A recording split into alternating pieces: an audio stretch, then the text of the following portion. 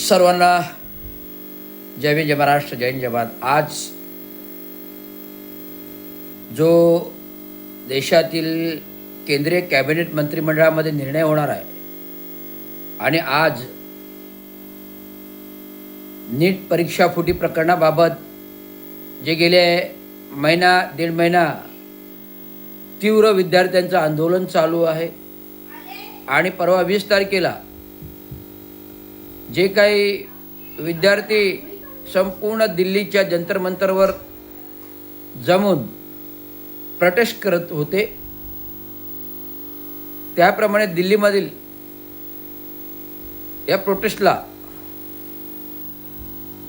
विरोध करण्यासाठी केंद्रीय सरकारने जो पोलीस फाटा ह्या विद्यार्थ्यांना प्रोटेक्ट न करता विद्यार्थ्यांना वर अमानुष लाठीचार्ज करण्यात आला. विद्यार्थी हे देशाच्या उद्याचे भविष्य आहे. विद्यार्थी हे देशाचे उद्याचे भवितव्य आहे.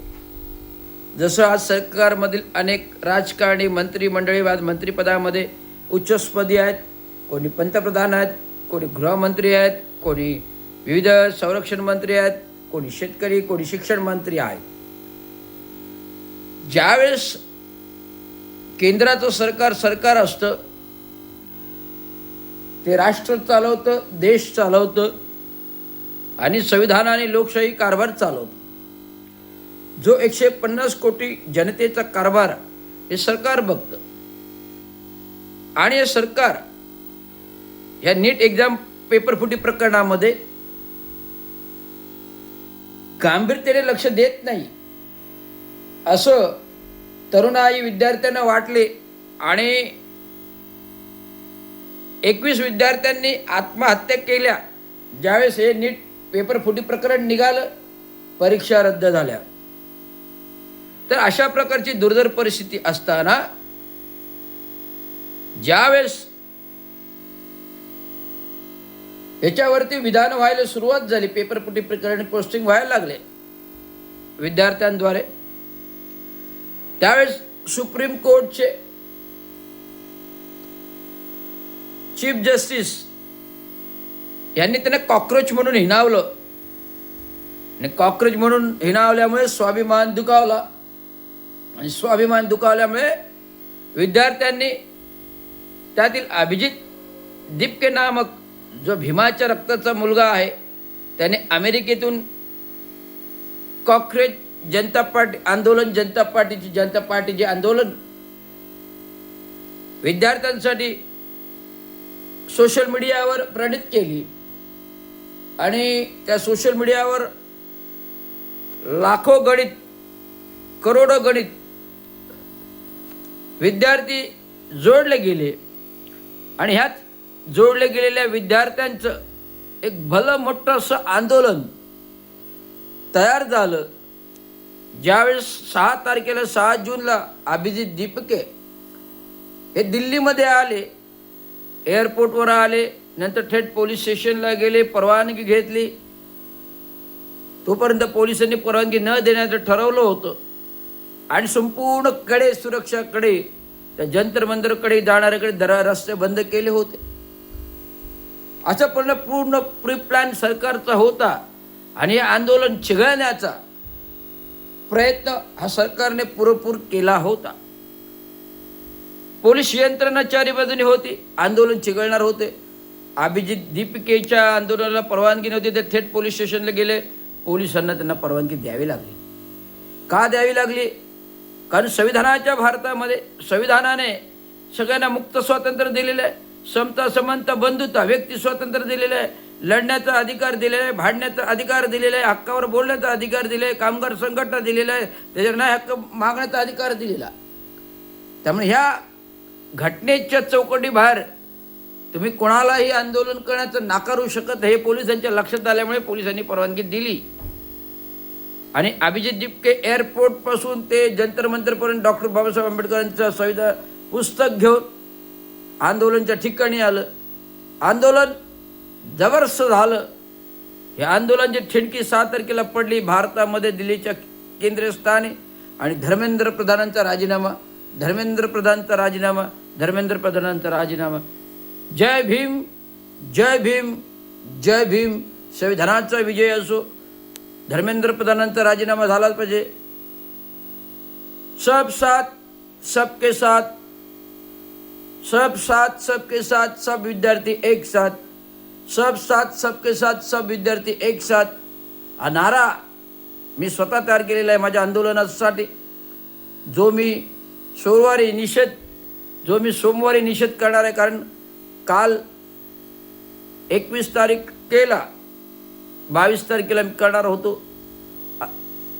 मला पाऊस होता आणि अनेक आंदोलने चालू होती राज्यावरती आणि वंचित बहुजनांनी महाराष्ट्र बंदची हाक दिली होती. त्यामुळे कुठेतरी कायदा सुव्यवस्थाचा प्रश्न निर्माण होऊ नये, तुटू नये म्हणून मी माझं आंदोलन अर्धनग्न उपोषण निषेध फलक जिल्हा अधिकारी कोर्ट नाक्यावर बसणार होतो. ते बसलो नाही काल 23 तारखेला. तो आता मी पुढे पोस्टपोन केला आहे. पण आज हे जे आंदोलन आहे हे संपूर्ण 150 कोटी जनतेच्या घराघरापर्यंत पोचलेलं आहे. जे विद्यार्थ्यांचं आहे. बरोबर आहे. राज ठाकरेंचं मला एक विधान पटलं.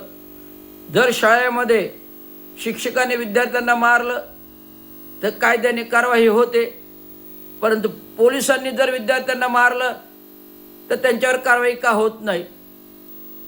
हे पोलिसी वेशातले गुंड होते, हे पोलीस नव्हते. अशा प्रकारचं विश्लेषण मी प्रत्यक्ष टी व्हीवर पाहिलं आणि आत्तासुद्धा पाहतोय. आज केंद्रीय कॅबिनेटमध्ये चर्चा झाली. सोनम वांगचुक यांनी हॉस्पिटलमध्ये उपोषण सोडलं, काही अटी शर्ती दिल्या आणि ज्या विद्यार्थ्यांच्या जे काय मागण्या ते पूर्ण करण्याचं आश्वासन लिखित घेतल्यानंतर त्यांनी ते उपोषण सोडलं. कॅबिनेट मंत्रिमंडळाचे आणि पक्षाचे अध्यक्ष नड्डाजी यांच्या बंगल्यावरती चर्चा झाली, चर्चा रंगली. जे काही 5 मुद्दे आहेत, धर्मेंद्र प्रधानांचा राजीनामा व्यतिरिक्त इतर जे काही 5 मुद्दे आहेत ते मागण्या मंजूर करण्याचं ठरलं. उद्या कॅबिनेटमध्ये त्याला मंजुरी मिळेल. जे काय या आंदोलनामध्ये विद्यार्थी जे काय मेले, ज्याने आत्महत्या केल्या, त्यांना 1 करोड रुपये आणि कालच्या आंदोलनामध्ये जी विद्यार्थ्यांनी मारले गेले तिला पण आर्थिक मदत 1 करोड रुपये. आणि जे जे गुन्हे आहेत, कुठल्याही विद्यार्थ्यांवर गुन्हे होणार नाहीत अशा प्रकारच्या अटी शर्ती देऊन आंदोलनाची चर्चा चालू आहे. उद्या कॅबिनेटमध्ये त्याची चर्चा होईल आणि नंतर अंतिम आंदोलनाची दिशा जोपर्यंत धर्मेंद्र प्रधान राजीनामा देत नाही तोपर्यंत आंदोलन चालू राहील. परंतु आंदोलन हे आता जे काय दिल्लीवरती आलं होतं तूर्त स्थगित होईल. परंतु मला एक या आंदोलनातून जरा सांगू इच्छितो की जर धर्मेंद्र प्रधानांचा राजीनामा नाही दिला गेला तरी त्यांची त्या पदावरून गच्छंती दुसऱ्या पदावर करावी. ही माझी वैयक्तिक मागणी, ही मी माझी स्वतःची मागणी एक केंद्रीय मंत्रिमंडळ देशाच्या पंतप्रधानांना पाठवत आहे. आणि ज्या विद्यार्थ्यांच्या लाठीचार्ज झाला अमानुष त्याच्यावर गुन्हे दाखल करणं आणि ज्या महिला, ज्या मुलींच्या अंगावर चढून जे विभीषक कृत्य पोलिसांनी केलं लैंगिकसारखं, त्यांच्यावरती अटक होऊन मोक्का कायद्याखाली त्यांना अटक व्हावी आणि अटक करून गुन्हे दाखल व्हावे. आणि राष्ट्रपती ज्या महिला आहेत मुर्मू यांना मी एक पत्र देतोय. या पत्रांती माझं म्हणणं राष्ट्रपती मुर्मूंना पाठवतोय की या सरकारला गच्छंती करा, या सरकारला गच्छंती करा, या सरकारला गच्छंती करा. आज 12 वर्षामध्ये या सरकारने जे काही कृत्य केली आहेत हे देशविघातक आहेत. हे देशविघातक कृत्य पाहता या सरकारला पाय उतार व्हायला लावा असं मी राष्ट्रपतींना सांगत आहे. आणि राष्ट्रपती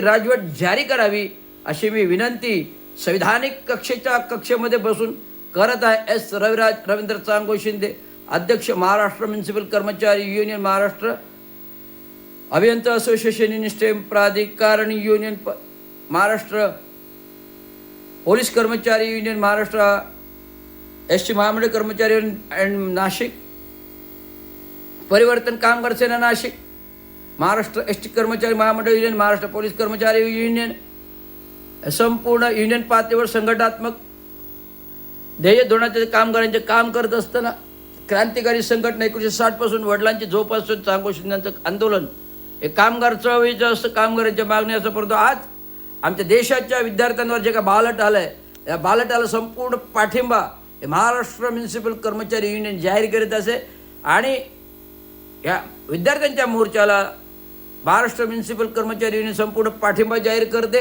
आणि देशाच्या राष्ट्रपतींना सूचना वजा विनंती आहे की या सरकारला कच्छंती करून राष्ट्रपती लागवड करावी ही नम्र विनंती. जय भीम, जय भारत, जय भारत, धन्यवाद.